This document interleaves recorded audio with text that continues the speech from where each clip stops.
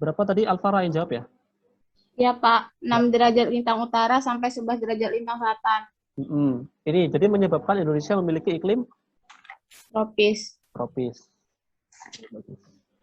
Nah, jadi apa sih yang menjadi sifat dasar iklim kita yang membedakan dengan wilayah-wilayah lainnya? Ya,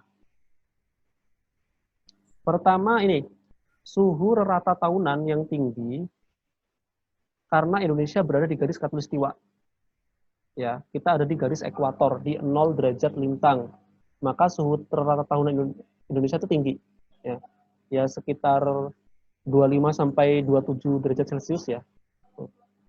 Terus terdapat angin musim yang membawa musim hujan dan musim kemarau. Angin musim. Nih ya, kalau musim hujan dari angin apa dia? Angin apa kalau musim hujan? Muson? Timur. Hujan. Muson? Barat. Barat. Gini ya, angin ya kalau kita belajar angin, penamaan angin itu berasal dari mana dia datangnya.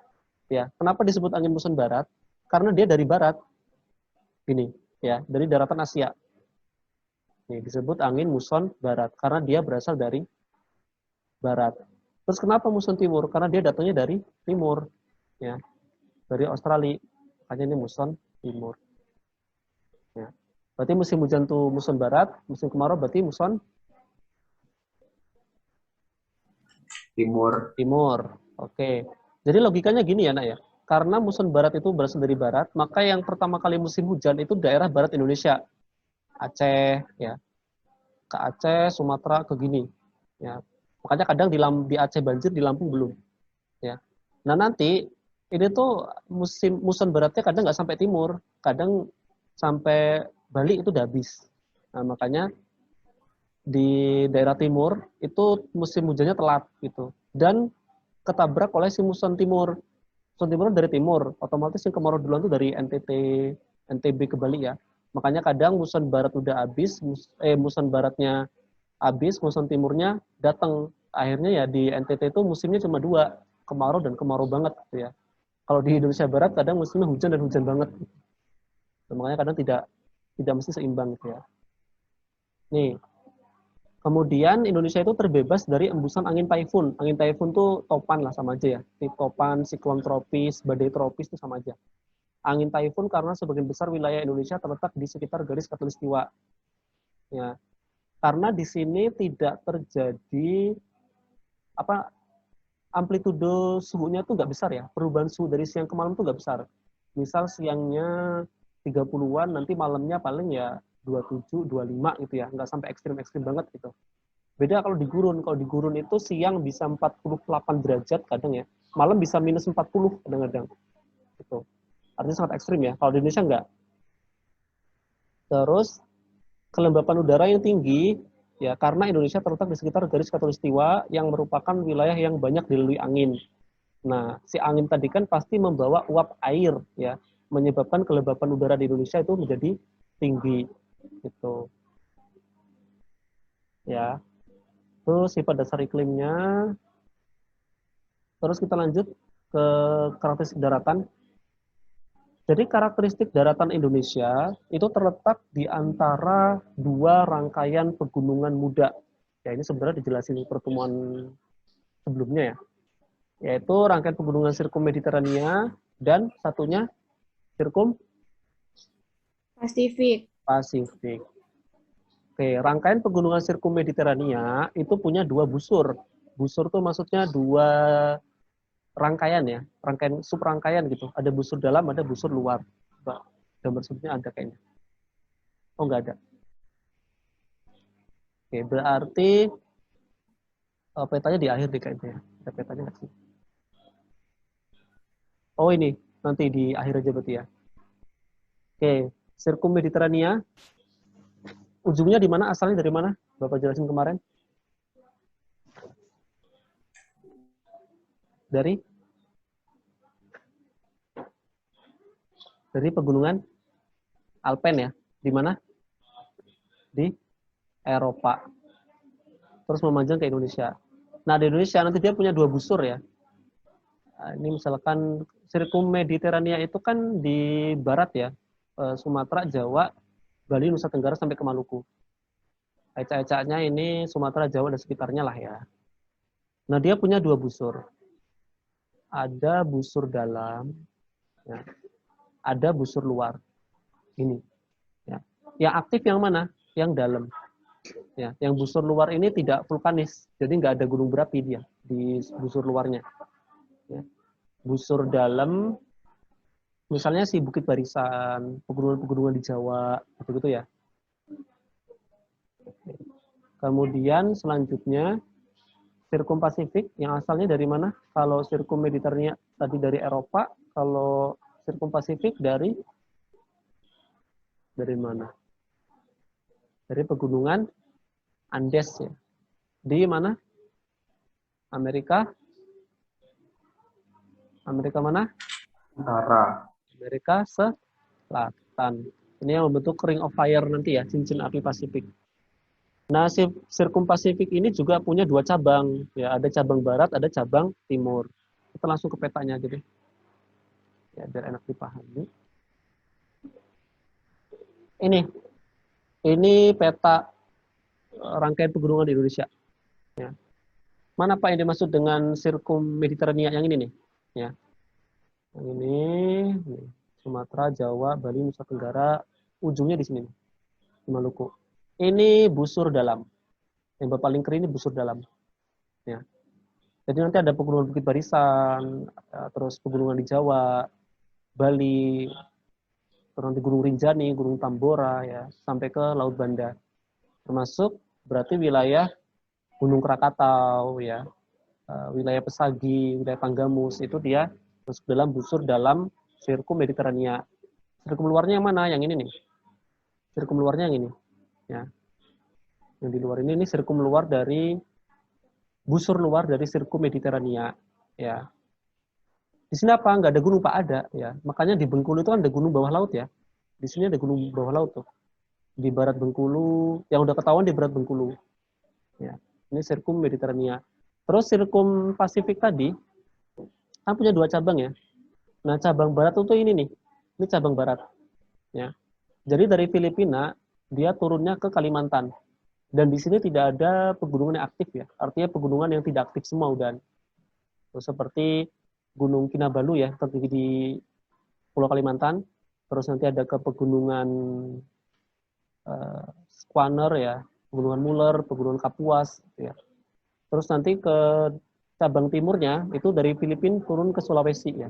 Turun ke Sulawesi, turun ke Maluku, turun ke Papua, nanti terus ke selatan sampai ke Selandia Baru. Maka nanti di sini ada pegunungan yang di Sulawesi, pegunungan apa ya? Warles ya. Terus di Maluku Utara, terus di Jayawijaya termasuk Puncak Kartens itu termasuk Sirkum Pasifik cabang timur. Ya. Oke. Ini tadi. Kemudian daratan udah. Intinya tadi ada dua rangkaian pegunungan ya.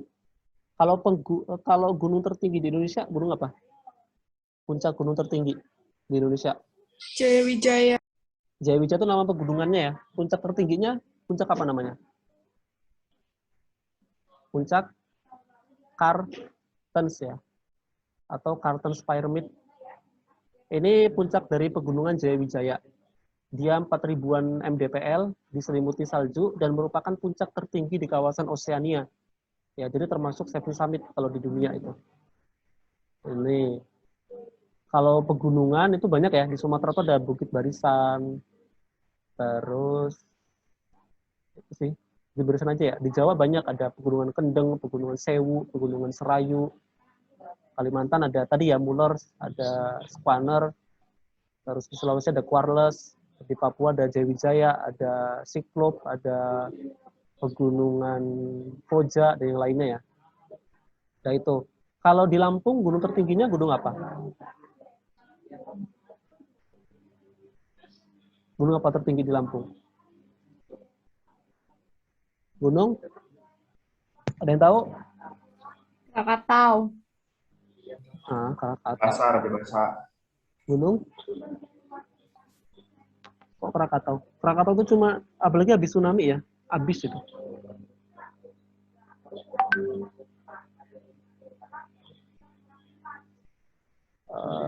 Bentar ya, Bapak jeda dulu.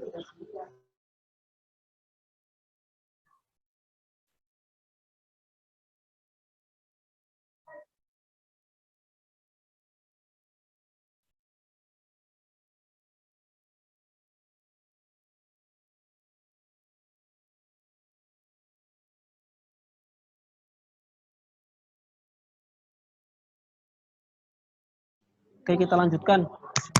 Gunung tertinggi di Lampung itu Gunung Pesagi ya. Di mana Gunung Pesagi?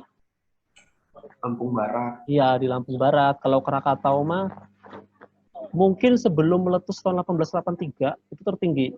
Itu lebih tinggi dari Pesagi dulu, sebelum 1883. Kemudian ketika meletus tahun 1883 berkurang. Jadi cuma habis semua. Gunungnya hilang semua ya. Nanti baru muncul si anak Krakatau. Jadi kalau sekarang itu anak Krakatau, bukan Gunung Krakatau. Nah, anak Krakatau itu paling tinggi pernah sampai 800 meter ya dari permukaan laut sebelum tsunami 2018. Nah, ketika erupsi tahun 2018 hilang separuh, tinggal 400-an meter. Ya. Cuma terus bertumbuh. Ya. Kalau gunung tertinggi di Sumatera, gunung apa? Gunung apa di Sumatera? Paling tinggi? Gunung apa? Ada yang suka naik gunung nggak di sini? Kerinci. Ya, Kerinci. Di mana tuh? Jambi. Di Jambi. Berbatasan ya, Jambi sama Sumatera Barat. Kalau di Jawa, tertinggi? Apa? Di Jawa. Hah?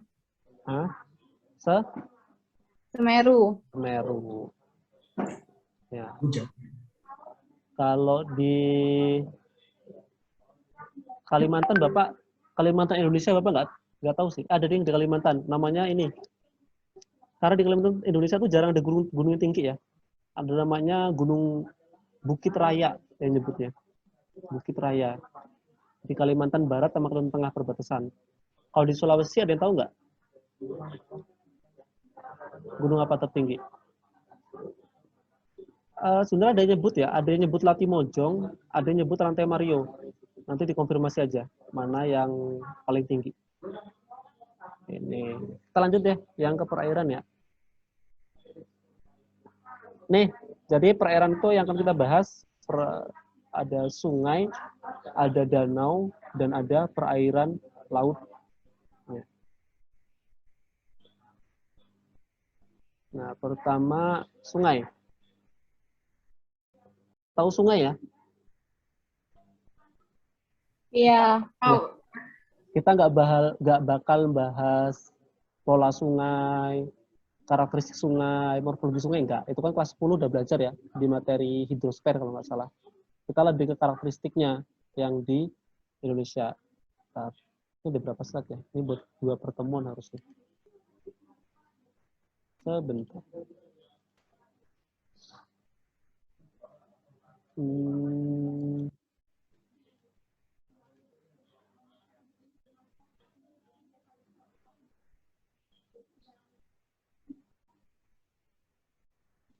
Oke. Berarti pekan depan kita ketemu lagi hari apa sih? Jumat ya? Iya, Jumat. Nah, Bapak minta ada yang presentasi ya? Kalau nggak ada yang ngumpul, enggak. Bapak nunjuk, terserah Bapak nanti. Siapa yang presentasi, jadi semuanya harus siap. Ya, ini materinya Bapak selesaiin hari ini. Siap? Siap nggak? Enggak ikhlas gitu ya? Oke. Iya, Pak. Ya. Nih, di Indonesia, secara itu sebenarnya lebih banyak sungai air hujan ya. Kan sungai secara terbentuknya tuh ada sungai glasial, ada sungai air hujan, ada sungai campuran ya. Sungai glasial tuh kalau sungainya terbentuk dari es yang mencair. Di Indonesia nggak ada. Di Indonesia ada di wilayah Papua ya. Di sekitar Jayawijaya itu ada sungai glasial. Kalau sungai air hujan itu kebanyakan di Indonesia seperti itu, ya karena air hujan. Soal campuran tuh karena glasial dan air hujan. Biasanya adanya di Papua juga. Ya. Selebihnya tipenya air hujan. Sungai terpanjang di Indonesia adalah Sungai Kapuas ya. Ini tabelnya udah ada. Ya. Sungai terpanjang di Indonesia. Ada Sungai Kapuas, ya 1000 km. Ya nggak seberapanya sih kalau sama sungai terpanjang di dunia ya. Sungai terpanjang di dunia, sungai apa? Amazon. Nah, kok Amazon? Yang terpanjang di dunia. Nil. Sungai Nil. Nil. Ya. Sungai Nil, berapa panjangnya? 6.650 6.000 kilometer ya. Ya artinya Sungai Kapuas itu ya seperenamnya. Ya kalau Nil itu 6 kali lipatnya Sungai Kapuas. Padahal ini sudah panjang sekali, bermuara di Selat Karimata, ujungnya di Pegunungan Kapuas Hulu. Nanti di ujungnya dia ada Danau Sentarum itu ya. Terus yang kedua Mahakam, kebanyakan di Kalimantan ya, sungai terpanjang di Indonesia itu.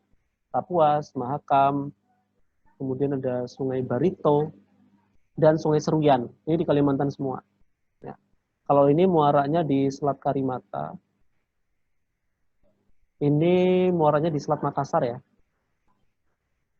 Kapuas tuh lewatin kota Pontianak. Kalau Sungai Mahakam lewatin Samarinda ya. Kalau Barito ini muaranya di Laut Jawa. Dia ngelewatin kota Banjarmasin. Terus kalau Sungai Batanghari itu di Sumatera ya. Jambi dan Sumatera Barat, dia muaranya di Selat Karimata juga di Provinsi Jambi. Terus kalau Sungai Musi, ini Batanghari itu ngelewatin kota Jambi ya. Sungai Musi di Sumatera Selatan dan Bengkulu, muaranya di Selat Bangka. Jadi dia melewati kota Palembang dan kota Lubuk Linggau kayaknya lewatin ya, Lubuk Linggau kelewatan. Ini. Terus Sungai Membramo di Papua, dia muaranya di Samudra Pasifik ya. Terus Bengawan Solo, ini di Jawa Timur, Jawa Tengah, muaranya di Jawa Timur ya. Muaranya tuh di Selat Madura. Ya, dia ngelewatin Surabaya enggak ya? Kayaknya enggak. Yang ngelewatin Surakarta, lewat Solo ya. Terus Sungai Digul di Papua, dia muaranya di Laut Arafuru. Terus ada Sungai Indragiri di Riau, ini muaranya di Selat Karimata juga. Terus Sungai Seruyan itu muaranya di Laut Jawa. Oke. Kalau sungai terpanjang di Lampung, sungai apa? Apa sungai terpanjang di Lampung? Orang Lampung semua kan? Wai Tulang Bawang. Wai Tulang Bawang. Ada yang punya pendapat lain? Ada punya pendapat lain? Wai Tulang Bawang itu panjang. Ya, dia kan bermuara di Laut Jawa, ngelewatin Tulang Bawang, Rubaba, Wai Kanan. Ya. Tapi yang paling panjang di Lampung itu Wai Kampung. Ya, tahu Wai Sekampung di mana? Lampung Timur. Iya, muaranya di Lampung Timur ya, di antara Seragi sama Pasir Sakti ya kalau nggak salah. Ketapang apa-apa gitu. Nanti muaranya itu sampai ke Batu Tegi di Tanggamus. Ya, jadi jauh. Dia ngelewatin Lampung Timur, Lampung Selatan, Pringsewu, Pesawaran, sampai ke Tanggamus. Ya, termasuk yang sekarang sedang dibuat bendungan Wai Sekampung di Pringsewu, itu kan membendung Wai Sekampung ini. Ya. Itu di Lampung. Di Sumatera berarti yang paling panjang Batanghari ya. Bukan Musi. Kalau Musi masih kalah. Beda 50 kilo. Kalau di Jawa berarti Bengawan Solo. Ya. Kalau di Kalimantan Sungai Kapuas. Di Sulawesi sungai apa? Ini ya, uniknya Sulawesi itu dia nggak punya sungai yang panjang. Karena bentuknya bergunung-gunung ya, morfologinya.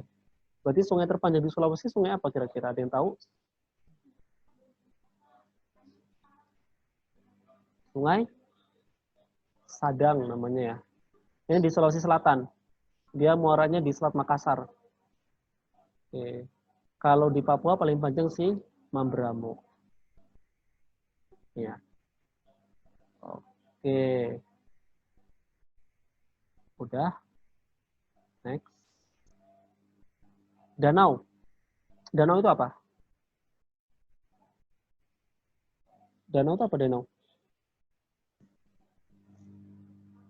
Ayo, siapa yang tahu? Coba panggil aja berarti ya. Tumbuhan perairan yang dikelilingi daratan dan terletak di daerah pegunungan, Pak. Oh iya, bener ya, Anastasia. Danau itu tubuh air atau badan air yang dikelilingi oleh daratan, ya.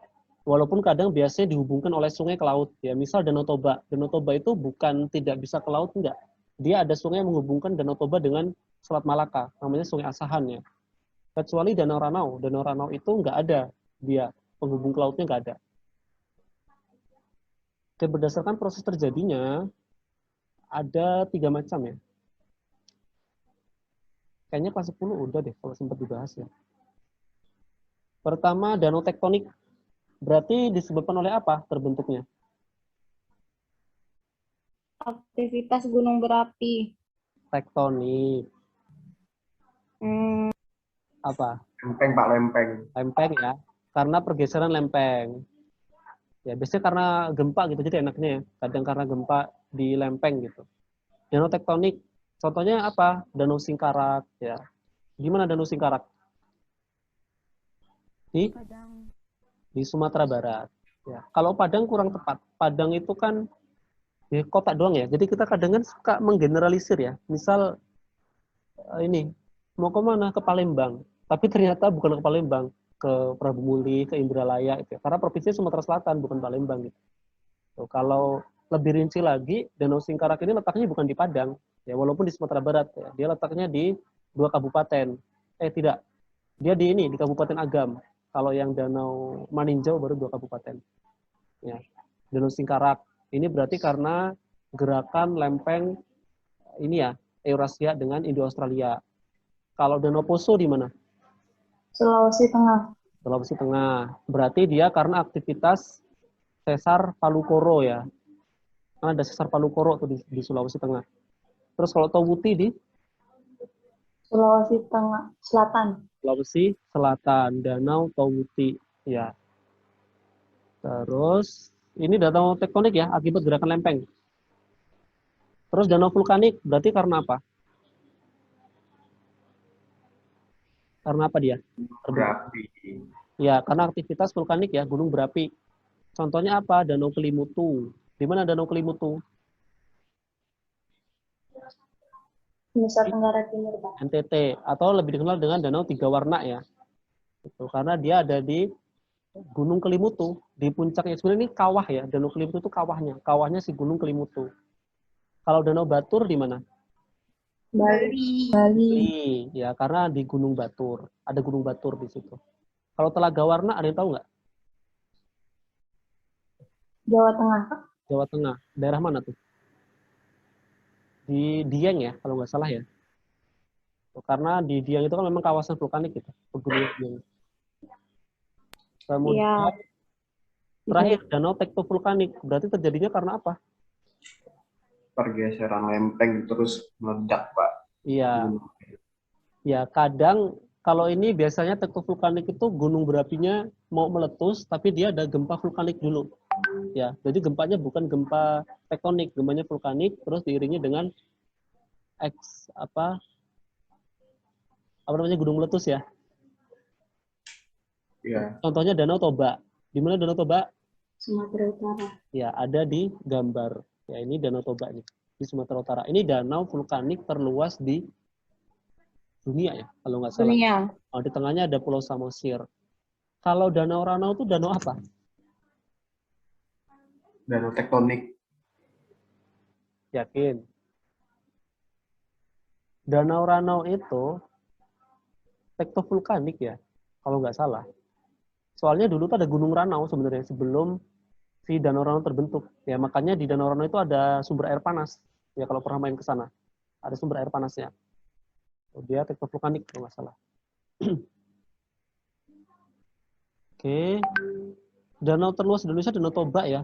Danau terluas di Lampung itu Danau Ranau itu perbatasan sih sama Sumatera Selatan. Danau-danau terkenal lainnya misalnya Danau Laut Tawar ada di mana? Danau Laut Tawar di mana? Di mana? Aceh bukan, Pak. Aceh. Di Aceh ya. Kenapa Laut Tawar? Karena orang sana menyebut itu luas banget gitu ya, tapi tawar airnya. Maka menyebut kayak laut tapi tawar. Terus ada Danau Maninjau di mana? Danau Maninjau di Sumatera mana? Barat, Pak. Sumatera Barat. Ya. Terus ada Danau Kerinci. Di mana berarti? Berarti ada Gunung Kerinci ya. Ada Danau Kerinci juga. Di Jambi. Jambi. Ada juga apa misalnya ya? Danau Rawapening di mana? Jawa Tengah bukan, Pak? Ya, Jawa Tengah ya. Rawapening, pening itu bening ya maksudnya, bukan rawa pusing bukan. Ya. Terus Danau Sentarum di mana? Di Kalimantan Barat. Kalimantan Barat. Terus Danau Matano di mana? Ini danau terdalam di Indonesia ya. Danau Matano di mana? Sulawesi Selatan. Sulawesi Selatan. Terus ada Danau Segara Anak ada di mana? Di Nusa Tenggara Barat. ya, di puncaknya si Rinjani.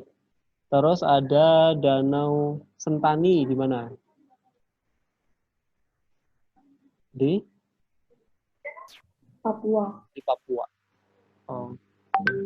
Terus selain ada danau, ini danau maksudnya terbentuknya alami ya. Ada yang nggak alami itu namanya waduk ya.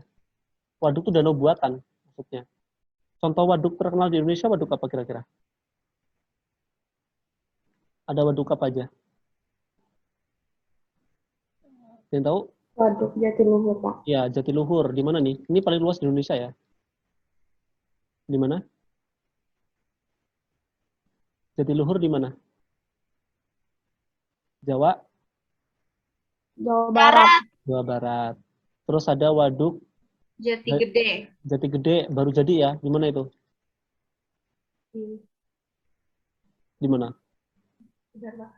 Hah? Sumedang. Di Jawa Barat ya, di Sumedang. Di Jawa Barat tuh banyak. Ada waduk Jatiluhur, Jati Gede, terus deketnya Jatiluhur tuh waduk apa ya? Lupa Bapak, deketan pokoknya. Terus di Jawa Tengah ada waduk Gajah Mungkur ya. Terus di Jawa Timur ada waduk Karangkates. Ya. Ya. Selain ini biasanya ada sebutan lokal ya. Kalau di Jawa Barat sebutnya situ. Ya. Yang terkenal apa situ apa? Yang dulu banjir situ Gintung ya. Terus situ Bagendit. Apalagi? Banyak pokoknya. Ya, sebutnya situ kalau orang Jawa Barat. Udah sih ini aja kayaknya. Itu ya.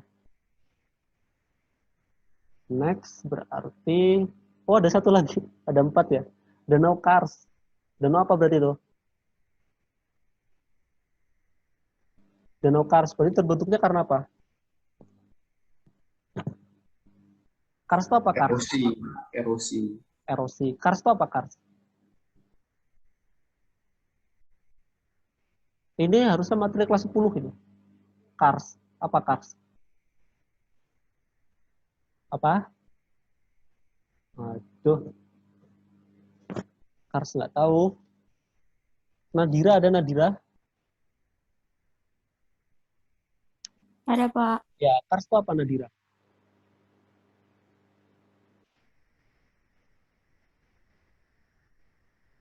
Apa kira-kira? Kawasan Batu Gamping bukan, Pak? Ya, batu gamping ya. Atau batu kapur. Ya, Kars itu batu kapur. Jadi danau karena pelarutan air di daerah kapur. Contohnya ini, Lokva Bendo Gede. Lokva itu tuh ya danau kapur maksudnya ya. Kan nanti ada, kalau kecil tuh namanya, apa sih, Uvala ya. Nanti kalau gede, Lokva ini. Bendo Gede itu di Gunung Kidul. Karena daerah kapur yang paling banyak itu daerah Gunung Kidul ya, di Jogja. Kalau di Lampung sih Kars kayaknya nggak ada ya. Yang ada tuh di Jawa, di Sulawesi, sama di Sumatera Barat tuh ada. Ya, Danau Kars, daerah Kapur. Oke, ada 4 aja. Ada danau tektonik, vulkanik, dan danau Kars. Nah, sekarang karakteristik lautnya. Ya, tadi kan perairan darat ya. Ada sungai, ada danau, itu perairan darat. Ada waduk, ada situ. Ya, terus kalau sebutan sungai di Indonesia juga beda-beda ya. Kalau di Lampung kan nyebutnya wai ya. Wai, bukan way. Kalau way kan orang luar ya. Wai. Terus ada nyebutnya apa? Krueng kalau di Aceh ya. Nyebutnya krueng.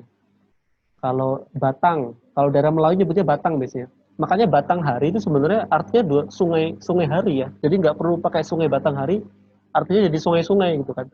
Kayak misal Wae Sekampung, ya nggak usah nyebut sungai Wae Sekampung. Ya Wae itu artinya kan air ya. Air maksudnya sungai kalau orang Lampung. Jadi cukup Wae Sekampung aja, nggak usah sungai Wae Sekampung, nggak usah. Terus ada nyebutnya, kalau di Jawa ya, kebanyakan Ci ya. Iya nggak? Ciliwung, Ci apa sungai di sana? Cimanuk ya. Terus Citarum gitu-gitu. Ci ini kan asal katanya dari cai ya. Kalau orang Sunda ya, cai air. Ci sungai maksudnya ya. Jadi Sungai Ciliwung ya sebenarnya ya sungai-sungai Liwung berarti kan. Terus kalau di Jawa nyebutnya kali. Ya. Kali Brantas ya, kali Bengawan Solo gitu-gitu. Terus udah sih ya, nyebutnya itu aja. Oke, lanjut ke karakteristik laut deh. Karakteristik laut ya. Pertama, oh iya di Indonesia. Cuma ada di Indonesia ini. Enggak ada yang lain juga ada ya. Ini karakteristik Indonesia aja. Ada namanya laut terbuka, laut setengah tertutup, dan laut tertutup. Ya. Ini berdasarkan letak geografisnya sebenarnya. Laut terbuka itu maksudnya perairan yang berhubungan langsung dengan Samudra Hindia dan Pasifik ya. Artinya laut yang langsung terhubung dengan samudra. Contohnya apa? Contohnya itu laut apa kira-kira? Laut Arafuru gitu. Laut Jawa.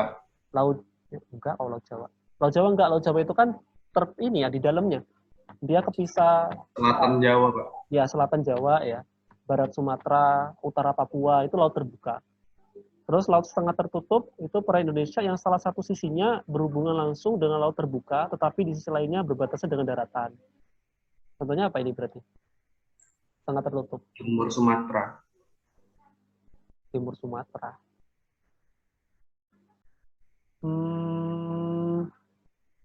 Kurang ya. Kalau Selat Karimata itu kayaknya laut. Selat Malaka mungkin ya. Selat Malaka bisa. Ya kalau Selat Karimata kayaknya enggak deh. Itu termasuk laut tertutup kalau Selat Karimata ya. Selat Karimata, Laut Jawa, Laut Banda, terus Laut Flores, Laut Bali, Laut Maluku, itu termasuk laut tertutup ya, karena ada seluruh perairannya kepulauan ya, atau archipelago waters ya, jadi di tengah-tengah daratan. Kemudian ini ada namanya variasi periodik, faktor variabilitas, dan perubahan iklim. Oh jadi gini, apa sih? Di Indonesia itu ada kenapa musim hujan, musim kemarau di Indonesia itu nggak seimbang sekarang ya? Karena harusnya kan 6 bulan ya, setengah tahun ganti musim. Tapi kalau sekarang kadang udah musim hujan ternyata nggak hujan-hujan, terus udah musim kemarau ternyata hujan terus. Gitu ya. Itu kenapa sih penyebabnya? Pertama, karena dia ada faktor variabilitasnya ya, ada variabel-variabel yang mempengaruhi. Pertama ada namanya INSO ya, di El Nino Southern Oscillation ya, atau perputaran El Nino Selatan ya. Petanya gini nih. Nah, El Nino itu kan asalnya dari sini ya, menghangatnya perairan Pasifik Timur. Yang merah-merah ini berarti airnya hangat. Ya. Biasanya menyebabkan apa kalau di Indonesia El Nino itu? Menyebabkan apa kalau El Nino di Indonesia? Jadi dingin, Apa? banyak hujan. Banyak hujan. Terus kalau La Nina menyebabkan apa? Kenapa El Nino itu kemarau? Kebalik ya. El Nino itu kemarau. Kalau yang musim penghujan berarti dia La Nina. Ya. Jadi gini, yang perlu dipahami ya, si El Nino dan La Nina ini bukan faktor penyebab musim hujan atau musim kemarau. Tetapi faktor penyebab mundurnya musim tersebut ya. Misal, emang jatuhnya udah musim kemarau, ternyata kena El Nino, akhirnya kemaraunya panjang. Kalau penyebab kemarau tetap dia muson timur. Kalau hujan muson barat. Tapi kadang musim hujan, ternyata kena La Nina, akhirnya musim hujannya panjang. Gitu ya. Kebalikannya, kalau El Nino itu Pasifiknya menghangat, kalau La Nina Pasifiknya dia dingin. Itu ya. Terus ini ya, penjabarannya ini. El Nino Southern Oscillation atau INSO ya. Menghangatkan suhu Pasifik segala macam ini ya. Nanti ada 3 fenomena, ada El Nino, La Nina, dan dia normal. Ya, normalnya biasa aja maksudnya. Terus ada yang disebut dengan MJO ya, Madden-Julian Oscillation ya. Osilasi Madden-Julian. Ini fenomena dominan di kawasan ekuator, artinya di 0 derajat di khatulistiwa. Siklusnya 1-3 bulan, memiliki 2 fase utama dalam satu periode osilasi. Osilasi itu periode perputaran itu, yaitu fase badai yang diikuti fase kering, ya habis badai langsung kering, terus berkaitan dengan iklim monsun yang dialami oleh Indonesia. Ini yang menyebabkan adanya iklim monsun di Indonesia, si MJO ini. Ya. Jadi sebelum terjadi muson barat, muson timur, ada MJO. Ya. Terus ini nih, ini si MJO tadi, ya. Perpindahannya kemana? Jadi MJO ini kan ya, dia dari barat nih, dari barat, dari sini nih, dari sini. Nah, biasanya semakin ke timur dia, movementnya atau perpindahannya semakin ke timur. Nah, makanya nanti membawa muson barat. Nah, ketika 6 bulan kemudian, nah dia berbalik arah tuh, ya dari timur ke barat membawa muson timur. Itu ya. Terus pasang surut. Ini berarti terjadinya di mana ini pasang surut? Di mana kira-kira? Kalau pasang surut? Laut. Di laut. Apakah di sungai nggak bisa pasang surut? Bisa nggak kira-kira? Kayaknya enggak, Pak. Nggak ya. Kecuali memang sungai itu masih terpengaruh oleh kawasan pesisir. Misal muara sungai, itu bisa. Sungainya pasang, sungai surut bisa. Karena di muara sungai ya. Nah, pasang surut sendiri, pasang itu kan artinya airnya naik ya. Kalau surut airnya turun. Itu punya beberapa tipe. Ya. Ada namanya pasang surut harian tunggal atau diurnal tide ya. Satu pasang surut harian tunggal. Jadi sehari itu cuma pasang sekali, surut sekali itu. Misal pasangnya setiap zuhur gitu. Nanti malam dia surut. Ya. Kemudian ada tipenya semi diurnal. Ya, pasang surutnya harian ganda. 2 kali pasang, 2 kali surut dalam 1 hari. Ya. Terus bisa juga tipe pasangnya itu mixed tide prevailing diurnal. Jadi pasang surutnya campuran, tapi condong ke harian tunggal. Jadi dia 1 kali pasang, 1 kali surut, tapi ada kalanya dia 2 kali pasang, 2 kali surut. Ya. Terus ada juga yang mix yang prevailingnya ke semi diurnal. Jadi 2 kali pasang, 2 kali surut dalam 1 hari. Ya. Ini kalau yang mix prevailing semi diurnal dia pokoknya 2 kali gitu ya. Nah, kalau yang si diurnal itu kadang sekali, kadang 2 kali. Gambarnya seperti ini nih. Ya. Ini yang harian ganda ya. Hari 1, hari 2 sampai ke sana ya. Nah, di hari 1 dia kan cuma surut sekali, pasang sekali. Surut sekali, pasang sekali. Gitu ya. Nah, kalau yang ini harian ganda ding ya, kebalik-balik harian ganda. Dia pasangnya 2 kali nih 1 hari. Nah, pasangnya 2 kali, surutnya nih 2 kali. Ya. Kalau ini campuran condong ke harian ganda, jadi dia surutnya sekali, pasangnya 1. Ya, ini pasang juga 2. Ini condong ke harian tunggal, ya pasang sekali, ya ini surut. Ini harian tunggal ya, jadi cuma surut sekali, pasang sekali. Ini pasang surut.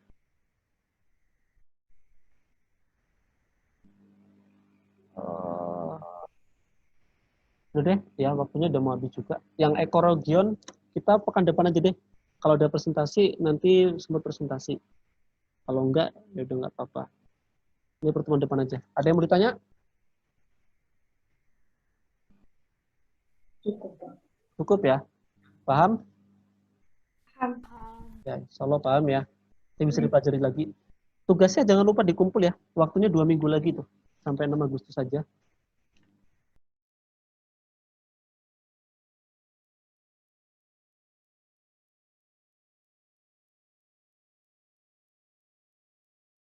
Di pekan kemarin kita sudah belajar karakteristik daratan dan perairan Indonesia.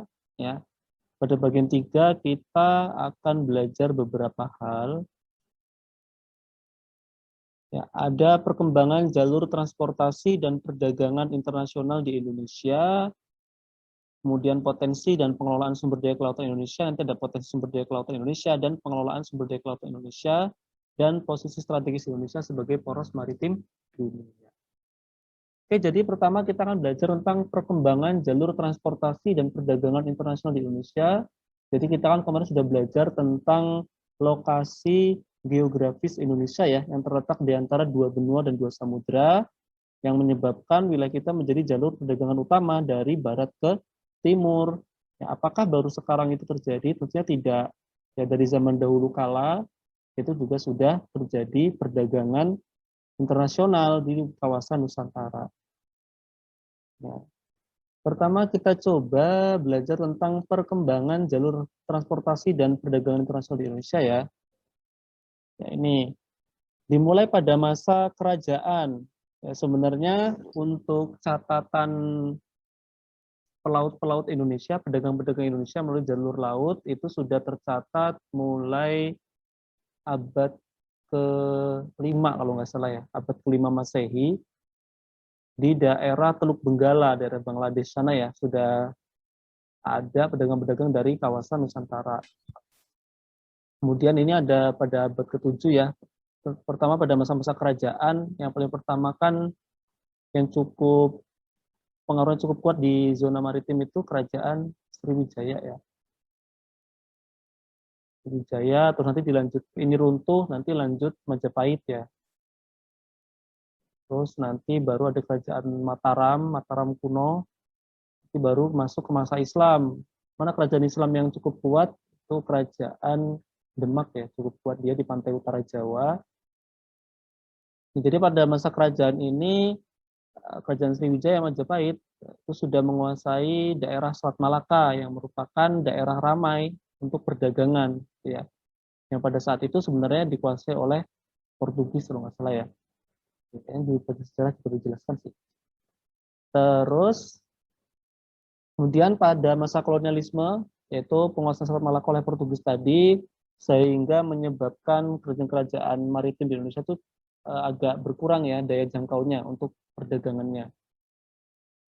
Lalu pada masa kemerdekaan, ya akhirnya keluarlah Deklarasi Juanda tahun 1957, yang sebelumnya masih pakai ordonansi tahun 1939 ya, yang dijelaskan di bagian 2. Kemudian pada Orde Baru itu ada UNCLOS tahun 1982, United Nations Convention on Law, apa nih OS Bapak gak lupa ya. Pokoknya hukum laut dunia ya, itu di Jamaika. Nanti muncullah si zona ekonomi eksklusif tadi. Terus masa sekarang, nah kita ada namanya poros maritim yang ingin mengembalikan kejayaan kita di lautan, sama mengelola sumber-sumber dari kelautan di Indonesia ya. Oke, kita mengenal ada namanya choke point ya. Choke point itu jalur perdagangan yang apa istilahnya satu-satunya jalur perdagangan kemudian mudah untuk diblokir negara yang memiliki wilayah itu. Jadi choke point itu sangat penting ya. Nih, diartikan sebagai lokasi yang membatasi kapasitas sirkulasi dan tidak dapat dilewati karena sangat mudah untuk diblokir. Kemudian choke point bisa berupa selat atau alur pelayaran yang sempit dan padat. Ini choke point ya. Terus choke point yang ada di dunia, yang nomor 1 ini perairan apa ini? Ada yang tahu nggak? Apa? Ada yang tahu? Selat Gibraltar. Iya, Selat Gibraltar. Ini Selat Gibraltar ya. Nah, Selat Gibraltar dia menghubungkan antara daratan Eropa dengan daratan Afrika ya, di antara Gibraltar dan Maroko.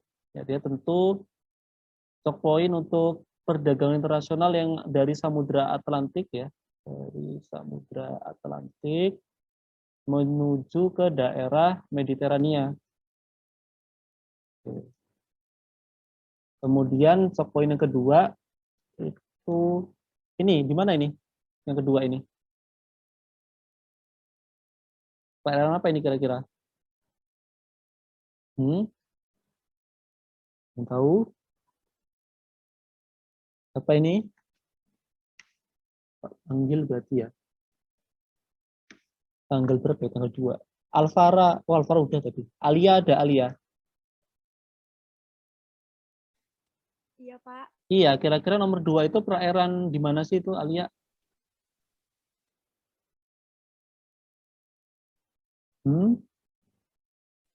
Gak tahu, Pak, lupa. Lupa ya. Itu adalah Selat Bosporus ya, yang memisahkan daratan Asia dengan daratan Eropa di negara Turki ya. Oke, berarti itu jalur perdagangan dari Laut Mediterania nanti melewati Laut Aegea ya, terus ke Laut Hitam. Oke. Terus yang ketiga, nah ini pasti tahu ya, perairan mana ini? Terusan Suez. Terusan Suez. Ya, terusan Suez ya, yang menghubungkan Laut Mediterania dengan Laut Merah itu di Mesir ya, yang memisahkan daratan Mesir utama dengan Semenanjung Sinai. Terusan Suez. Kemudian yang keempat ini apa? Selat Hormuz. Ya, Selat Hormuz ya. Dia yang memisahkan Semenanjung Oman ya sama daerah Persia Iran ya. Ini menghubungkan Laut Arab dengan Teluk Persia. Oke, Selat Hormuz. Terus yang kelima ini adalah perairan Selat Bab al-Mandab. ya, Selat Bab el Mandab ya. Ini menghubungkan atau memisahkan daratan Afrika dengan Yaman ya, dengan Teluk Aden. Tentu ini choke point perdagangan antara Laut Merah dengan Samudra Hindia. Terus yang keenam terusan Panama ya. Ini menghubungkan perdagangan antara Laut Karibia, Samudra Pasifik pada umumnya dengan Samudra Atlantik ya di negara Panama. Terus yang ketujuh ini adalah Selat Malaka. Selat Malaka. Di perairan Indonesia dan Malaysia, Thailand, ya, Singapura menghubungkan Laut Samudra Hindia dengan Laut Tiongkok Selatan ya. Oke. Terus yang ke-8 ini Selat Sunda menghubungkan Samudra Hindia dengan Laut Jawa. Terus yang ke-9 ini Selat Lombok ya, yang menghubungkan Samudra Hindia dengan Laut Flores. Oke, ini 9 choke point utama dunia ya, dan 3 itu ada di Indonesia. Oh, ada lagi 10. Ini apa? Ombay Wetar. Iya, Selat Ombay Wetar ya, yang menghubungkan Samudra Hindia dengan Laut Banda. Sebenarnya Selat Ombay itu memisahkan Pulau Timur dengan Kepulauan Alor di utaranya ya. Jadi 4 dari choke point dunia itu ada di Indonesia. Gitu. Tentunya ini sangat strategis gitu ya untuk perdagangan maupun pengembangan ekonomi. Oke, lanjut. Sekarang kita punya ALKI ya, Alur Laut Kepulauan Indonesia. Jadi apa sih dimaksud dengan ALKI? Ya, ini pembagiannya. Nah, ALKI itu maksudnya jalur apa ya? Regionalisasi wilayah perairan Indonesia ya, sesuai dengan keberadaan choke point-nya itu. Ya. ALKI 1 itu sini ya. Itu kan ada choke point Selat Malaka di sini. Selat Malaka sama Selat Sunda ya. Ini mencakup perairan Sumatera. Ya. Hampir seluruh perairan Sumatera kecuali Pulau Belitung ya, dan Kepulauan Riau bagian utara ya, Anambas sama Natuna. ALKI 1 ya. mencakup Selat Sunda, terus Selat Karimata di sini, terus Laut Natuna, sama Laut Tiongkok Selatan. Ini ya. Terus Alki 2 itu mencakup, oh berarti ini Alki 1 itu ini berarti ya. Iya benar. Alki 2-nya baru Indonesia bagian tengah ya. Berarti Alki 1 itu Sumatera, Jawa, Kalimantan. Alki 2-nya dia mencakup Selat Lombok ya di sini, kemudian Selat Makassar dan Laut Sulawesi. Jadi mencakup perairan seluruh Sulawesi dan Nusa Tenggara ya. Kemudian ada Alki 3 itu ada Alki ABC. Ya. Alki 3A itu mencakup Laut Sawu ya di sini. Terus Selat Ombai, kemudian Laut Banda, terus Laut Seram ya. Laut Seram itu di sini. Laut Maluku dan Samudra Pasifik. Sini sampean ya. Oh, ini jalurnya ada yang bukan pembagiannya ya. Begini. Alki 1 ya. Alki 2 seperti gini ya. Alki 3-nya 3A tadi sini. Sini Alki 3A. Terus yang 3B itu mencakup Laut Timor ya. Kemudian Selat Leti ada di sini, Laut Banda, Laut Seram, Laut Maluku, Samudra Pasifik. Kemudian Alki 3C itu Laut Arafuru di sini, Laut Banda, Seram, Laut Maluku, sama Samudra Pasifik. Oke, ini pembagiannya. Kemudian tol laut.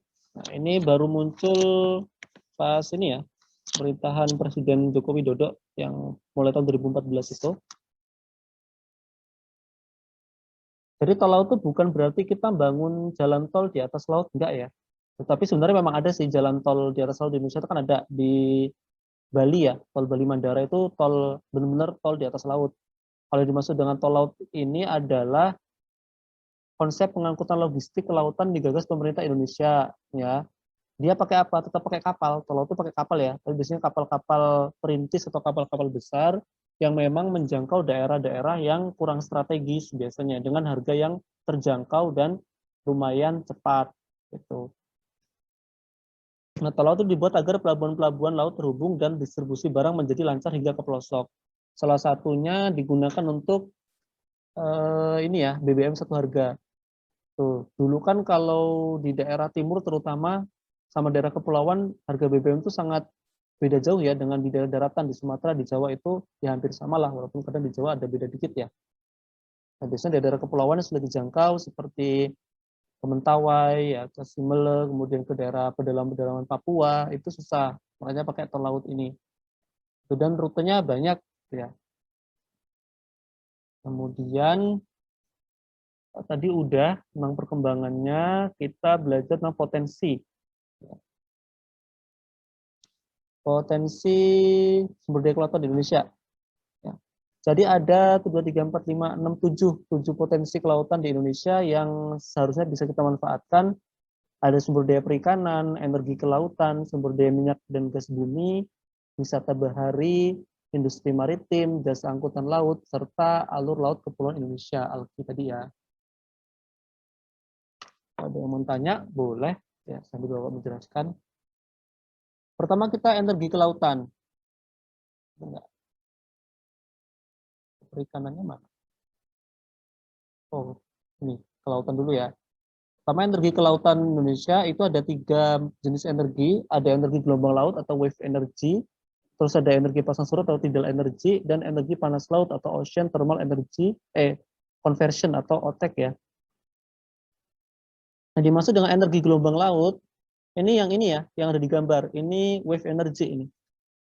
Jadi kekuatan gelombang dari laut lepas menuju ke daratan.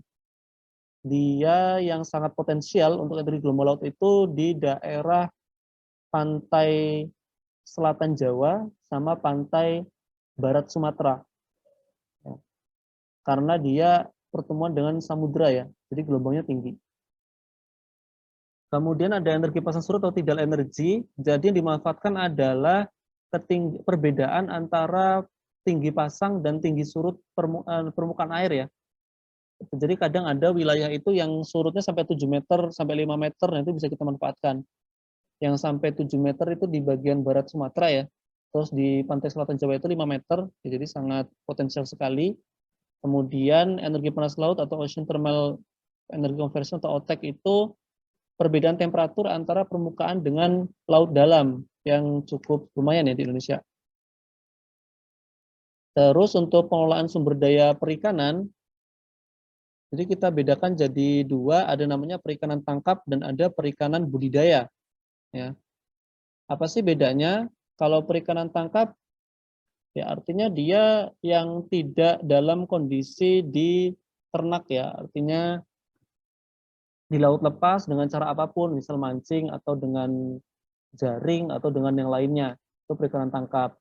Nah biasanya perikanan tangkap itu rawan akan terjadi overfishing ya, atau kelebihan ini ya, mancing terlalu berlebihan gitu. Jadi nanti terjadi kekurangan populasi. Gitu. Kemudian yang budidaya itu ya yang dibuat kolam atau tambak gitu ya, atau keramba bisa. Untuk pengelolaan sumber daya perikanan sebaiknya itu dengan menjaga keseimbangan produksi dan kelestarian dari sumber daya tadi, ya, apalagi dengan sumber perikanan tangkap. Gitu ya. Artinya kita tidak boleh menggunakan alat-alat yang dilarang digunakan, misal jaring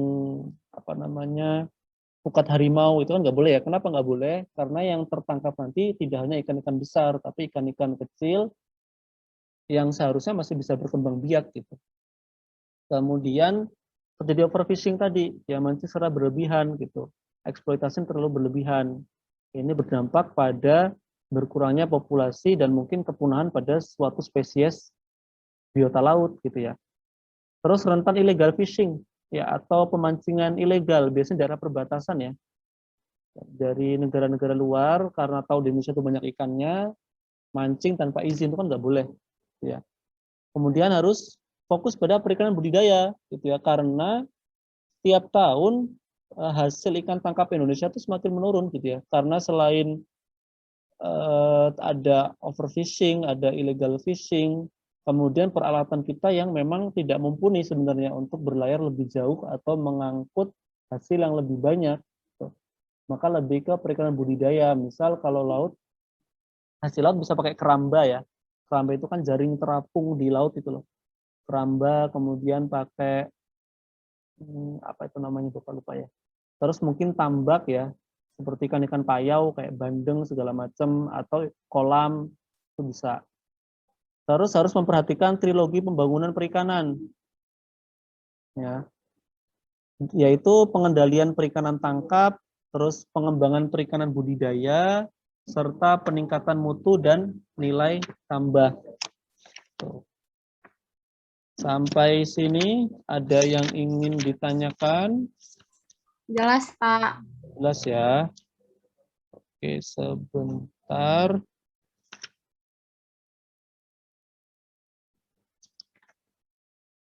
Oke, harusnya di pengelolaannya.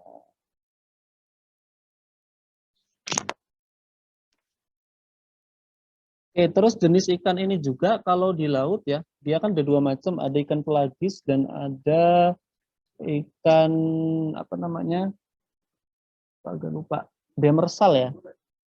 Bedanya itu kalau ikan pelagis dia di permukaan, kalau ikan demersal itu yang agak dasar ya. Yang pelagis itu misal ya kayak yang sering kita makan ya, tongkol segala macam gitu. Kalau demersal itu kayak kakap dan yang lainnya. Oke, kemudian ke energi kelautan. Ya. Tadi kan energi kelautan banyak ya, ada tiga, ada wave energy, ada tidal energy, terus ada OTEC. Nah, pengelolaannya gimana?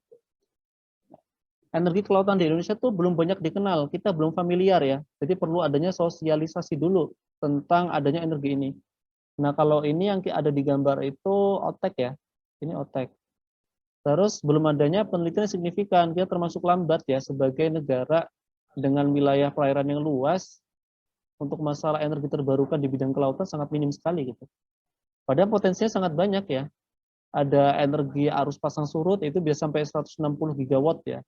energi gelombangnya 510, dan energi panas lautnya 57. Jadi yang paling banyak itu sebenarnya energi gelombang laut di Indonesia. Nanti baru kedua yang pasang surut, baru yang panas laut, yang OTEK tadi ya.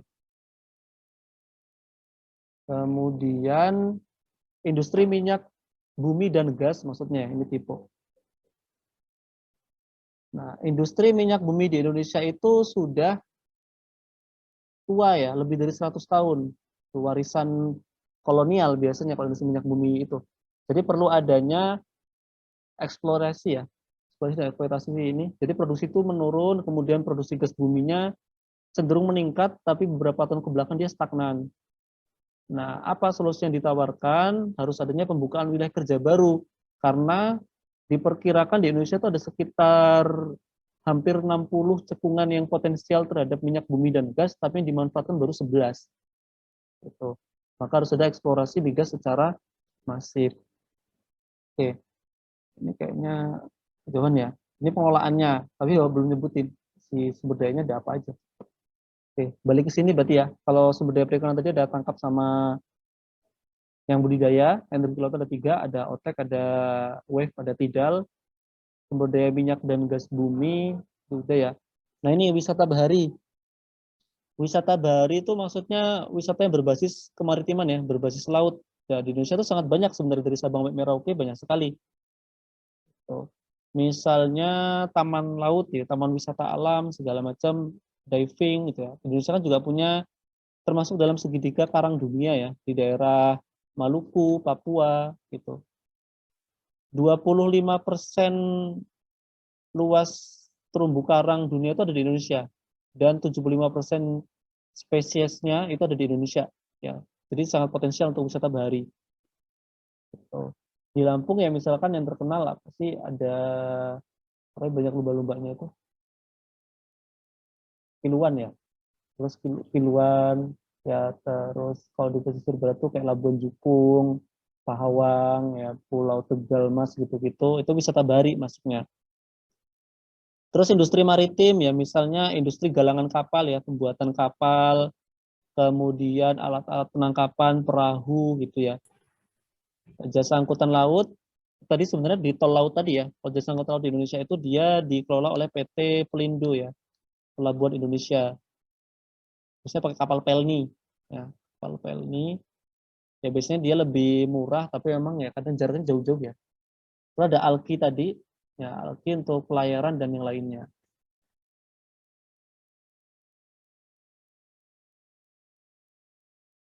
Kemudian ada yang mau tanya sampai sini? Enggak, Pak. Enggak ya? Iya. Oke, kalau gitu materinya kita selesaikan aja ya. Nanti besok itu kita belajar soal, nggak apa-apa deh, persiapan PH ya. Terus ada pengelolaan wisata bahari. Ya, jadi kita harus punya 3 komponen produk industri pariwisata ya. Pertama adanya akses berupa sarana transportasinya, terus fasilitas wisatanya ada apa, ya. Terus atraksinya apa. Ya, jadi kalau kita wisata itu kan pertama kita kesananya bagaimana, terus kita dapat apa, ya kita lihat apa di sana. Biasanya menariknya di situ ya. Jadi untuk buka suatu tempat wisata itu harus ada ini, akses, fasilitas, dan atraksinya. Terus kita juga berpedoman pada sabta pesona ya. Sabta itu artinya 7 ya.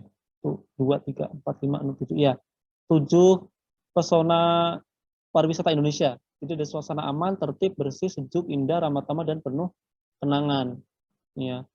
Terus juga memperhatikan 5 komponen wisata bahari, itu berupa objeknya apa, transportasinya bagaimana, pelayanan seperti apa, promosi dan informasinya sudah masif atau belum. Ya. Kadang kalau di Indonesia itu objeknya sudah bagus, ya, transportasinya susah kadang ya, pelayanannya apalagi, kebanyakan parkir kalau di Indonesia ya. Misalnya satu tempat wisata gitu, kita main ke Pantai Ketapang, masuk pantai itu bayar, nanti duduk di gazebo bayar lagi, mau kencing bayar, mau sholat bayar, nyebrang ke Maita bayar lagi. Nah itu di Indonesia kelemahannya di situ ya, sangat banyak sekali pelayanannya kurang, promosi dan informasi juga kurang gitu. Artinya bagus tapi promosinya belum. Bahkan kunjungan wisatawan di Indonesia tuh masih kalah jauh ya dengan negara Asia Tenggara, misal Thailand ya. Kunjungan ke Thailand tuh setahun bisa sampai 30-40 juta ya kalau nggak salah, kalau Bapak data terbaru itu. Di Indonesia tuh paling cuma 10 juta, ya 15 juta, itu udah banyak sekali. Ya. Padahal objeknya sangat banyak, tapi memang kalau di Indonesia tuh objek wisatanya masih kebanyakan alam gitu ya. Belum ada budaya, belum terlalu dipromot gitu. Terus informasinya kadang masih kurang. Nah, mengatasi semua ini, maka pemerintah tuh membuat namanya MDK, Model Desa Konservasi, karena memang wisata di Indonesia tuh basisnya konservasi ya, bukan ke wisata investasi kayak kalau di Makau kan kayak kasino-kasino gitu ya, itu belum. Terus pengelolaan di industri maritim itu harus bersih limbah, efisien, kokoh, mandiri, dan memberikan nilai tambah. Terus langkah pengelolaannya itu ada penciptaan industri hemat energi dan bersih, terus pengembangan berbasis ekoregion laut kemarin, kemudian pengembangan dan penguatan industri bioteknologi, serta mengenjot jumlah kapal nasional. Nah, kepemilikan kapal di Indonesia itu termasuk rasionya rendah ya daripada negara-negara kepulauan lainnya. Misal dengan Jepang, dengan Taiwan itu sangat sedikit sekali rasionya gitu ya. Terutama untuk kapal-kapal nelayan. Ya, kenapa produksi ikan kita masih kalah jauh dengan Jepang, dengan Tiongkok misalnya. Karena kapal-kapal kita itu kapal-kapal kecil gitu ya. Perahu-perahu kecil yang dia paling melayar ya 10 mil, 12 mil paling jauh gitu ya. 5 mil lah kadang-kadang. Makanya nggak, zona ekonomi eksklusif kita kadang sepi, dimanfaatkan buat negara lain, mereka illegal fishing di situ. Untuk pengelolaan jasa angkutan laut, ya kita tentunya dengan beberapa langkah, itu dengan ratifikasi hukum internasional tentang jasa angkutan laut, tentang keselamatan penumpang ya. Jadi beberapa tragedi Indonesia kan cukup parah ya untuk angkutan laut ini. Misal tragedi Tampo Mas 2 yang tahun berapa itu di Laut Jawa ya, di Pulau Masalembo yang sampai ribuan orang meninggal itu. Kemudian kayak kapal tenggelam, segala macam. Biasanya keselamatannya belum terlalu diperhatikan. Terus pengembangan industri perkapalan, pembangunan hub port ya. Hub port itu pelabuhan penghubung.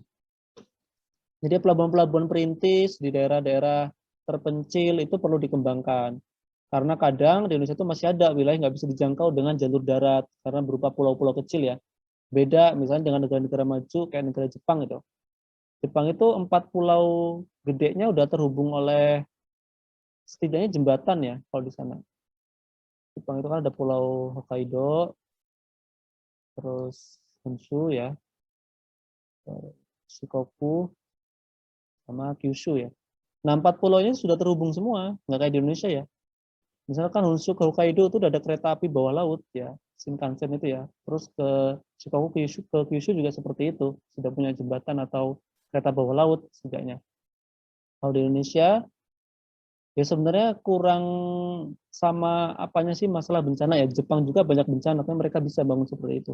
Di Indonesia belum gitu. Misal membangun jembatan Selat Sunda aja, mikirnya berkali-kali ya. Tapi memang itu perlu konstruksi yang khusus gitu, karena memang dekat, karena arusnya pertemuan dengan samudra, kemudian ada gunung api lautnya di situ, ada gunung Krakatau ya, harus diperhatikan.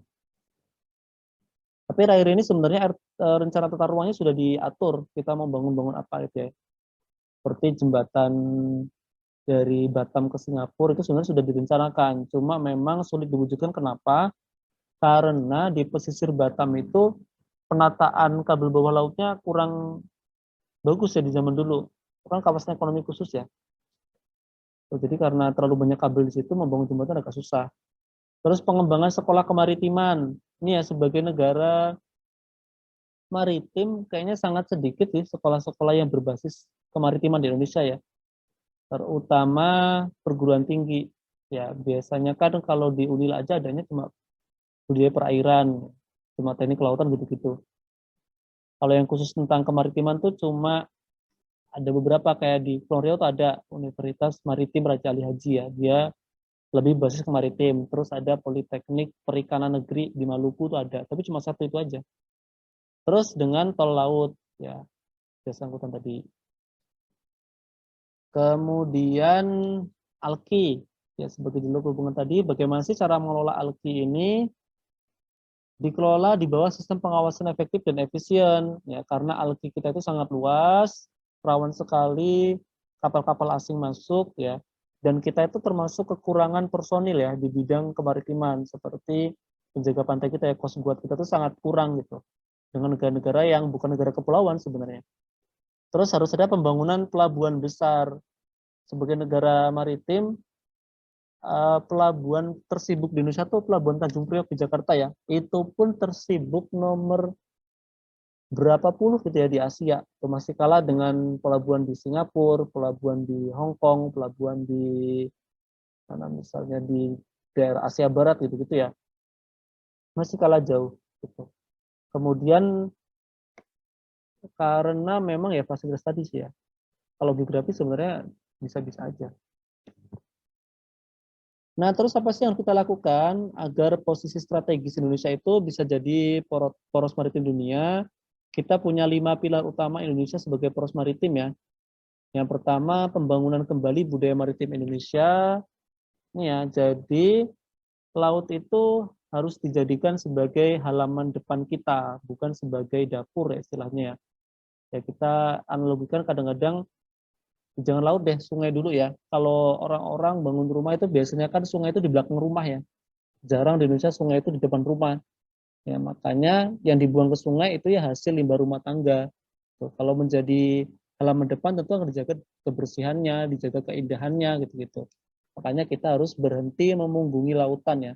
Kita harus menghadap ke lautan karena disitulah masa depan bangsa ada. Tuh.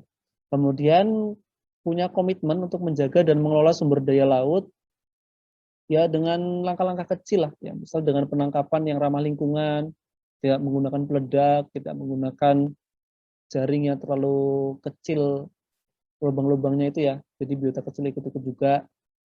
Kemudian mendorong pengembangan infrastruktur dan konektivitas maritim. Tuh.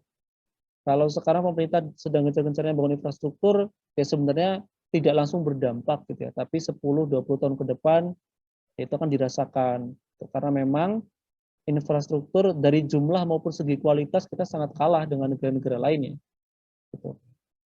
Kemudian diplomasi maritim tentunya dengan beberapa perbatasan yang belum memiliki kesepakatan tentang batas wilayah yang jelas. Misal Indonesia dengan Malaysia itu belum sepakat di daerah Ambalat ya, daerah Kalimantan Utara itu belum sepakat. Terus Indonesia dengan Singapura itu belum ada yang disepakati gitu. Terus pembangunan kekuatan pertahanan maritim. Nah, ini perlu ya, terutama daerah-daerah pulau-pulau terdepan Indonesia ya. Makanya sempat kita bangun pangkalan militer di daerah Natuna itu sangat penting ya, karena berhadapan dengan Laut Tiongkok. Terus unsur pembangun dari poros maritim dunia itu ada dua, ada aspek ekonomi kelautan dan kemaritiman, itu berupa sumber daya perikanan, terus minyak dan gas lepas pantai atau offshore ya, terus mineral dasar laut. Aspek komponen tata kelolanya ya seperti penataan ruang laut, pengaturan alur laut kepulauan, serta pengawasan laut.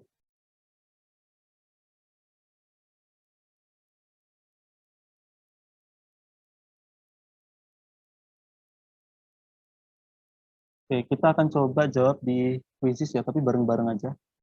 Udah 28 orang, alhamdulillah ya, udah banyak.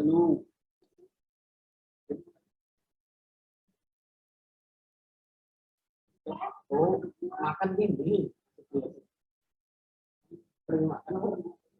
Oke, oh ya. Suara Bapak kedengeran kan ya? Kedengeran. Nah, coba ini minta bantuan dibaca soalnya ya. Ini coba dibaca Arifa. Ya, Pak. Silakan dibaca.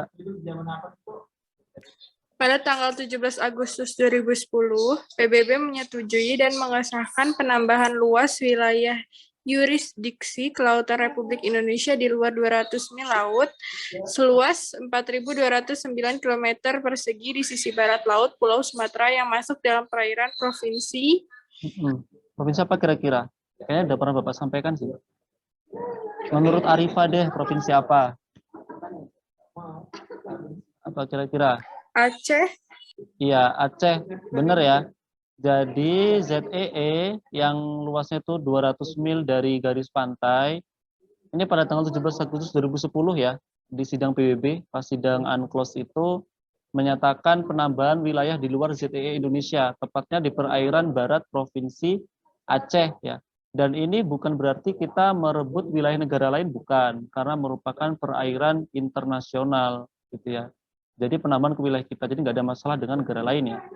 Kalau di Bengkulu, Sumatera, Utara, Lampung enggak ya. Ini 4.000-an kilometer persegi lebih, artinya cukup luas. Berarti jawabannya adalah Aceh ya.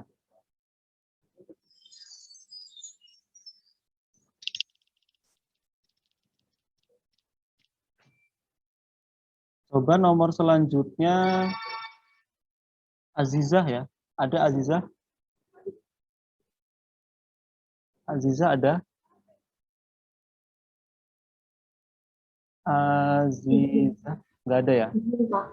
Apa? Izin tadi Bu Tri udah sampein di grup. Oh iya, izin ya. Terus Kalista? Nah ada nih, Ada, Pak. silakan. Perbedaan antara pengaruh letak astronomis dan pengaruh letak geografis Indonesia adalah Mana kira-kira?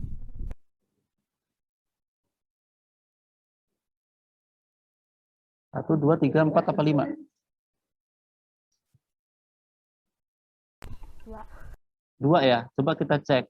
Letak astronomis menentukan iklim di Indonesia. Benar berarti ya, ini berdasarkan garis lintang apa bujur kalau iklim? Garis Lintang. lintang ya. Kemudian sedangkan letak geografis mempengaruhi perubahan musim di Indonesia.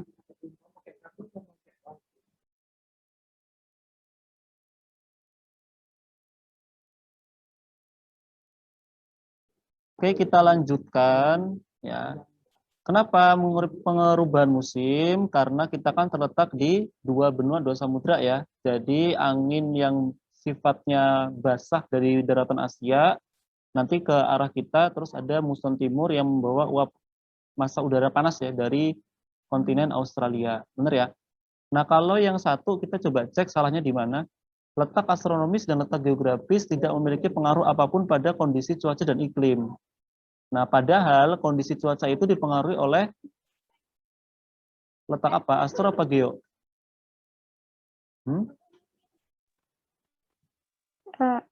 Astronomis. Astronomis, geografi juga bisa ya, karena cuaca kan berkaitan dengan angin tadi, angin muson barat sama timur juga. Terus iklim dia berarti dengan astronomis ini ya.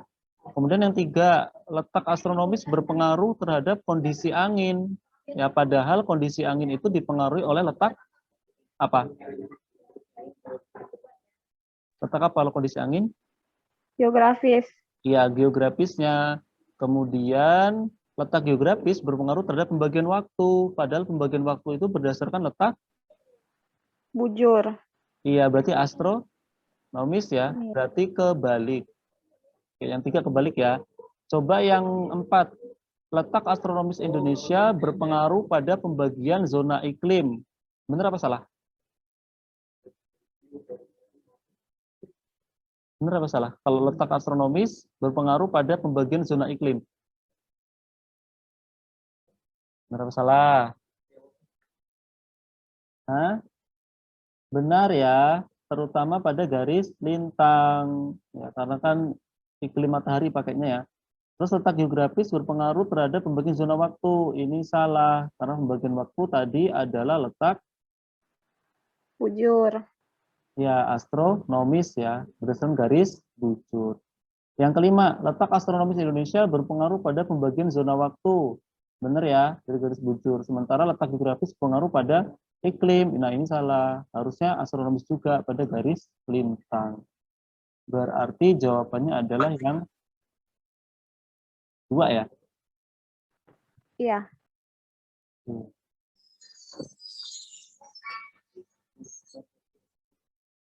Coba nomor 3, Clara. Ada?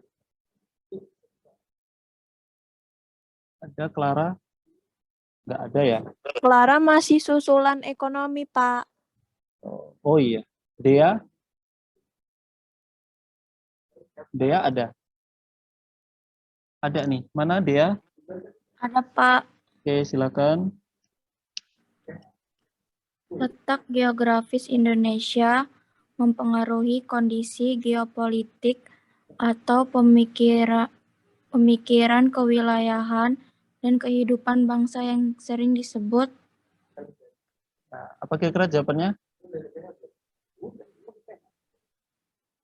Letak geografis Indonesia mempengaruhi kondisi geopolitik atau pemikiran kewilayahan yang disebut apa kira-kira menurut Clara? Dea ya, menurut Dea. Apa jawabannya? Apa kira-kira? Mana tadi Dea? Apa? Apa jawabannya kira-kira? Nebak aja deh, nggak apa-apa. Kan belum PH. Benar, Pak. Hmm?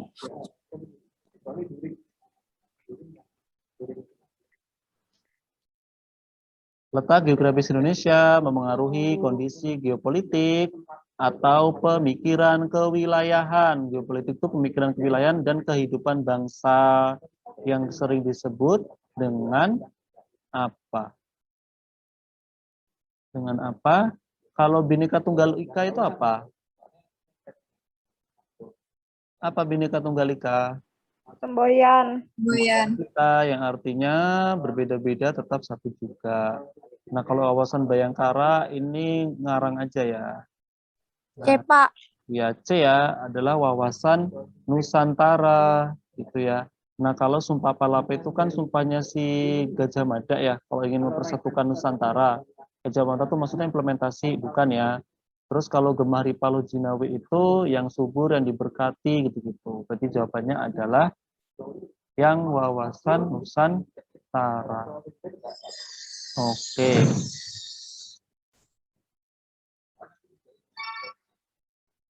Selanjutnya Dian ada? Iya, Pak. Ya, silakan. Indonesia berbatasan dengan 3 negara di darat. Berikut bukan merupakan provinsi yang berbatasan darat dengan negara tetangga adalah Provinsi mana yang tidak berbatasan darat dengan negara tetangga?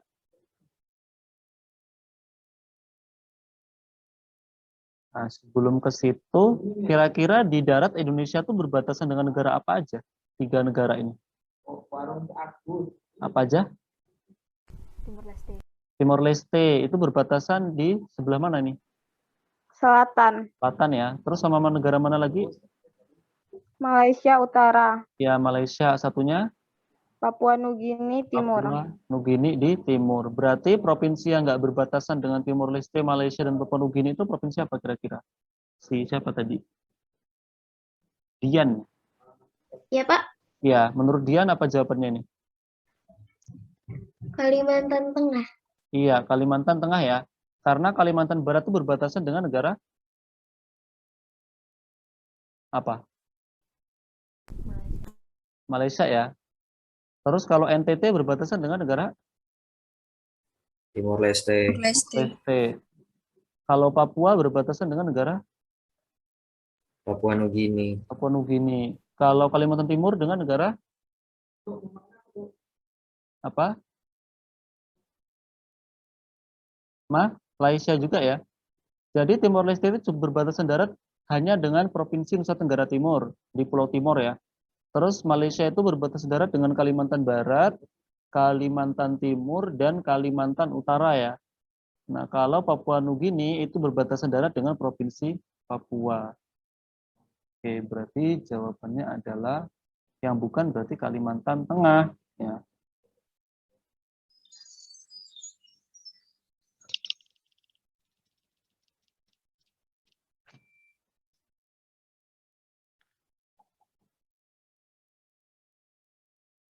Coba Dimas ada?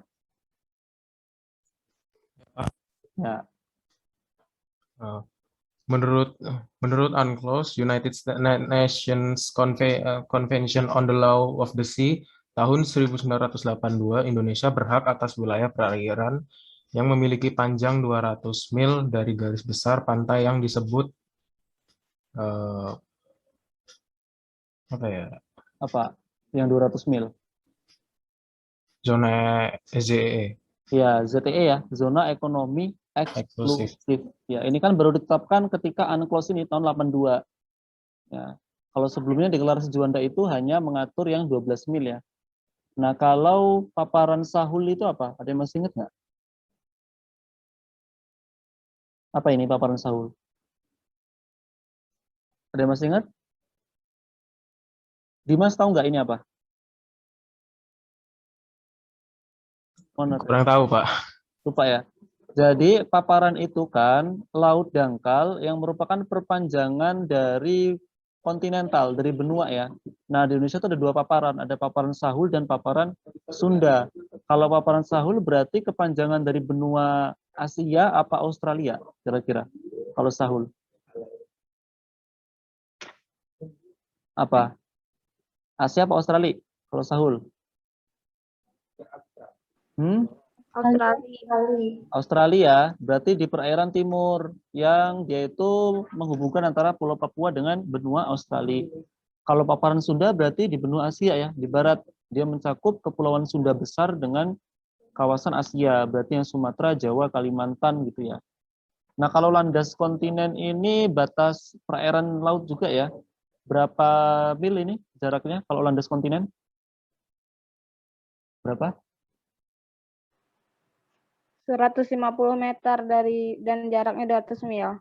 Iya, 150 meter di bawah permukaan laut ya. Terus 200 mil ke arah lepas pantai itu kayak ZEE. Cuma bedanya ZEE itu di atas perairannya. Kalau landas kontinen itu namanya landas ya. Landas kontinen itu kalau diartikan berarti landas benua. Ya, landas paparannya berarti di bawah. Kalau laut teritorial berapa? 12 mil. Ya, 12 mil. Ingat-ingat ya. Berarti jawabannya adalah zona ekonomi eksklusif.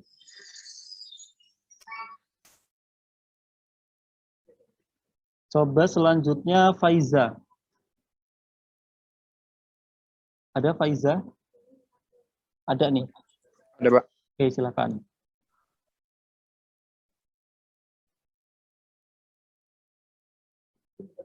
Ayo dibaca. Secara geologis, Indonesia bagian barat termasuk bagian dari benua Asia. Hal ini dapat dibuktikan dengan adanya kesamaan. Samaan apanya? Kalau secara geologis berarti. Jenis batuan. Iya, jenis batuan ya. Kalau adat istiadat, suku bangsa, mata pencarian tentu bukan. Karena secara geologis berarti dia sifat fisiknya berupa apa? Geologisnya, batuannya gitu ya. Kalau jenis tambang nanti beda lagi, berarti sumber dayanya. Ya. Berarti jawabannya adalah jenis batuan.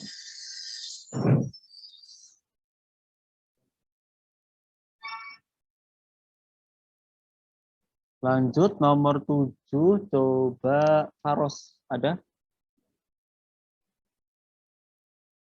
Ada nggak? Faros? Nggak ada ya? Coba Fatia. Ada Fatia? Ada, Pak. Ya, silakan. Batas laut teritorial merupakan batas laut yang ditarik dari sebuah garis dasar dengan jarak sekitar 12 mil laut. Ya, 12 mil ya. Kalau 200 apa tadi? Zona ekonomi eksklusif. ZEE ya. Kalau 20, 400, 24 tuh nggak ada. Oke. Itu jawabannya adalah 12 mil ya.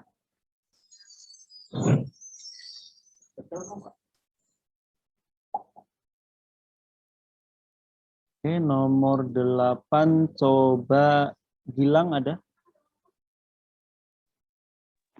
Ya, Pak. Ya.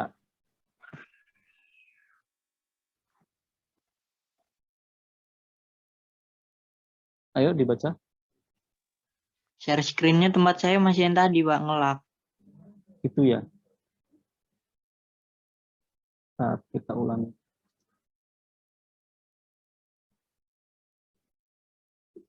Muncul belum, Gilang? Belum, Pak. Belum. Masih hitam gitu ya?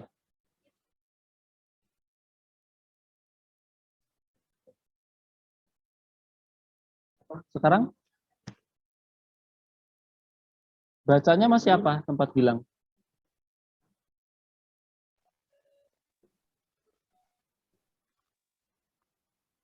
Apa Masih bacanya? loading, Pak. Oh, loading. Coba gitu geser aja ya. Hania ada nggak? Ada, Pak. Ya, silakan. Letak Indonesia yang strategis menjadikan interaksi antara Indonesia dengan negara lain semakin meningkat. Hal ini mengakibatkan lancarnya arus distribusi barang dan juga kegiatan perdagangan di Indonesia. Uraian tersebut merupakan manfaat dari letak Indonesia yang ditinjau dari segi geografis. Geografis, bener ya. Kalau pedologi itu dari segi apa berarti? Segi apa? Pedologi ini materi kelas 10 bab litosfer ya. Apa pedologi? Dari segi apa? Tanah. Tanah. Kalau astronomis berarti dari segi apanya? Yang gimana berarti yang astronomis itu? Dari garis lintang dan garis bujur ya. Kalau geologis berarti dari segi batuan. Kalau geomorfologis dari segi Bentuk alam. bentuk alam boleh, bentuk muka bumi ya. Bentuk muka bumi. Oke, berarti jawabannya adalah yang geografis ya.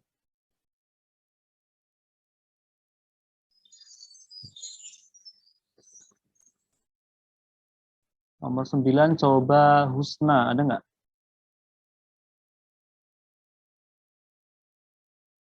Ada Husna? Husna, oh hilang langsungan tiketnya. Aji. Ya, Pak. Ya. Letak astronomis Indonesia berada di antara Mana yang benar? Yang C, Pak. Yang C ya. 6 derajat lintang utara sampai 11 derajat lintang selatan dan 95 derajat bujur timur sampai 141 derajat bujur timur. Coba kalau yang A jelas salah karena garis lintang itu maksimalnya berapa? Berapa maksimal besar derajat garis lintang? 90. Jadi nggak mungkin lintang itu sampai 141 atau 95 ya. Kemudian kalau 9 derajat bujur timur sampai 14 derajat bujur timur, ini mah masih di sekitar daerah Eropa ya, masih di Greenwich. Nah kalau yang B salahnya itu ini, ya kan nggak mungkin 14195 ya. Nah ini juga kalau 6 derajat bujur timur itu berarti ya masih sekitar dekat Eropa sana. Nah kalau yang D ini salahnya kebalik ya. Harusnya 6 derajat lintang utara. Kalau ini 11 derajat lintang utara bisa sampai negara Brunei kayaknya. Kalau yang E ini yang salah adalah ini ya, 14 derajat bujur timur, ya alangkah luas sekali wilayah kita ya. Sampai 191 nggak ada ya. Maksimal itu kan 180. Ya. Oke. Berarti yang benar adalah yang ini ya, C ya.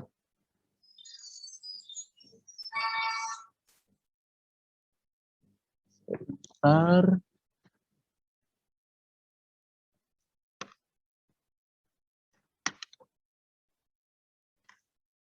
Nomor terakhir ya. Coba Maulida, ada? Iya, Pak. Ya. Suatu wilayah negara mencakup daratan maupun perairan yang secara fisik berada pada kerak bumi yang terdiri dari 6 lempeng utama. Lempeng tersebut selalu bergerak akibat konveksi yang berasal dari dalam bumi. Berdasarkan letak geologisnya, Indonesia terletak pada lempeng. Yang mana jawabannya?